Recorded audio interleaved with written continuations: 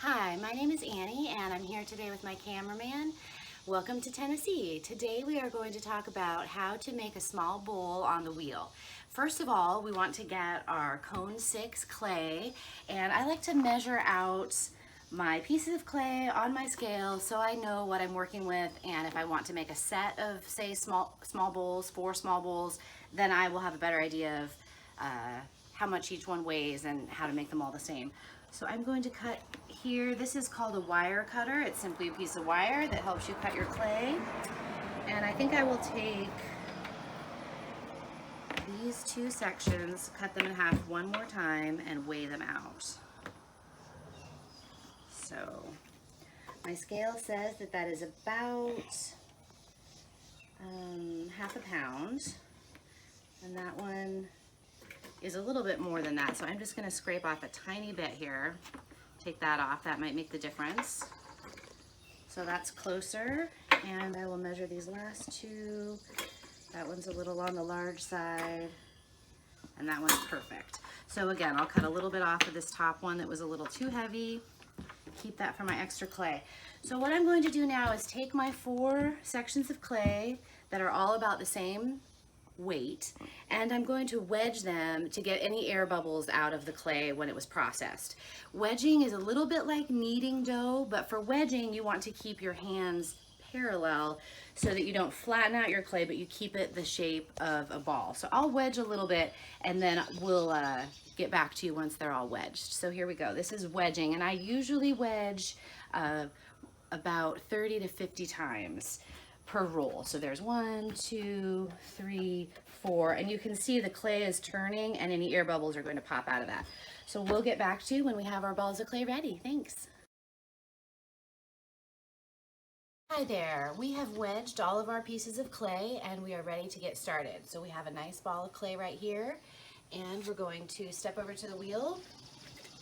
I like to use these bats, is the right word. This is a bat that holds another piece of bat inside of it, and that way my clay will be steady on the wheel, it won't slide off.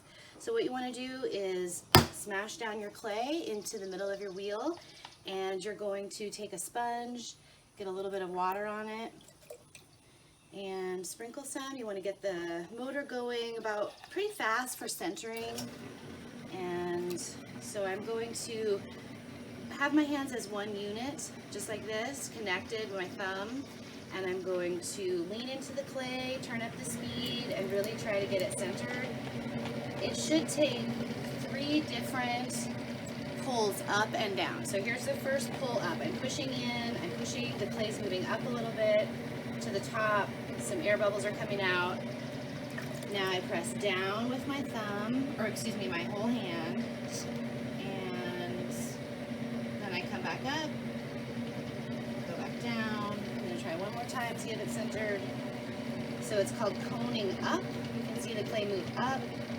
That's releasing air bubbles from the top of the clay.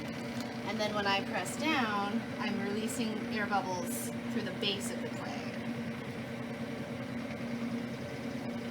Alright, I'd say that's pretty well centered. I'm making a small bowl, so I want to flatten it out a little bit more. But basically, the diameter of the piece right now will be the base for my bowl. Now you're going to open up the clay body. Put some more water, put your thumbs together like that, and you're simply going to press, holding on with your fingers to the base gently. You're going to press down into the clay. Now you don't want to go too far down to the bat. You don't want to make a hole through your clay. You need to leave a good 1/2 inch at the bottom so that you can trim away that excess. I'm going down in and I feel like that's pretty good. You can also measure with a pin tool. So now I'm going to take my middle finger and my thumb on the outside, and I'm going to pull the bottom of the clay towards me. So I'm going to push down. Can you see in the middle there, Cooper, how I'm making a hole? I'm opening up the clay body there. Not too much all at once. You want to keep your rim nice and steady.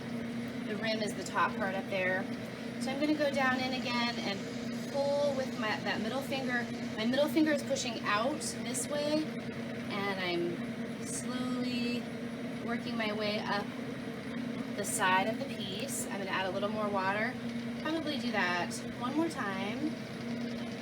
And so again, I'm pressing with this hand out this way, this hand this way, and the clay will slowly start to rise up through my fingers. I'm going to turn the wheel speed down just a little bit. I don't want to get out of control here. So I'm pulling up, up, up, until we get more of a bowl looking, and then I will place these fingers like this, point your fingers straight down, and that establishes a nice rim on your piece. You can tell I need a little more water here. So I'm going to do that again. It's called pulling up. I'm going to pull up the piece of clay, trying to make the walls nice and uniform.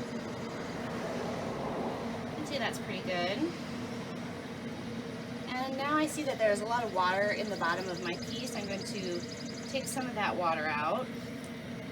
And you can see I have a pretty good shape going here, but I'm going to put a little more water on the piece, and I'm going to take this blue rib tool and run it all on the outside and on the inside to kind of give it a little bit more shape. So we don't want to just push into the clay. We always have to have resistance. So this hand's going in here, this rib is going right here, and if I push out and in at the same time, I can get a little bit more of a good bowl shape here. So now I'm going to go in on the inside.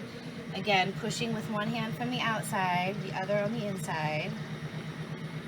Pushing out and in at the same time.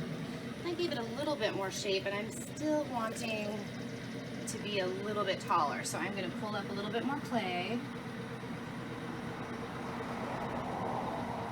Let's see, that's pretty good. Now it's not exactly how I want it to look because I haven't come through to trim it yet. So we'll let this piece sit for a day, and then we'll come back and trim it tomorrow. There are two final things you want to do. You want to take a piece of chamois, which is either a little piece of leather, or you can use a wet paper towel. They sell artificial chamois like for washing your car. You just want a little strip. See how it's nice and bendy now? You want to place that over your rim gently, and it makes a really nice smooth surface for, say, a mug if you're going to drink out of it. And then you want to take a wood tool that looks like this, and it has an angle on it. You want to slide that gently, just a little bit, into your piece so that you can kind of clean up the base. Can you see how I got some extra clay off of that?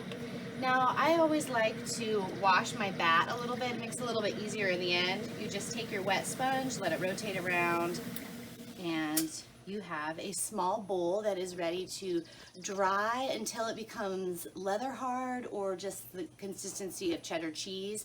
That's when we will come back and trim the bottom of it and be ready to go. Thanks for watching.